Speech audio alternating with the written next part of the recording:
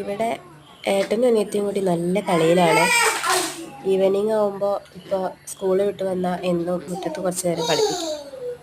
മഴ കാരണം കുറേ അങ്ങനെ ഇറങ്ങാറേ ഇല്ലല്ലോ. അപ്പോൾ ഇപ്പോൾ കുറച്ച് നേരം ഇറങ്ങിയില്ലെങ്കിൽ ശരിയാവില്ല. രണ്ടുപേരല്ല മൂന്നാളും ഉണ്ട്. ഒരാൾ പിന്നെ അങ്ങനെ അനങ്ങില്ല. മൂത്താൾ അവിടെ എവിടെയെങ്കിലും ഇരിക്കുകയും ചെയ്യും. മോള് കരയുന്ന ശബ്ദം. ചെറിയ ആൾ രണ്ടാമത്തെ ആൾ പിന്നെ ചേട്ടൻ്റെ രണ്ടാമത്തെ ആൾ ഒരു ബോൾ കിട്ടിയാൽ മതി കേട്ടോ, പിന്നെ അതും പിടിച്ചിരുന്നോളും.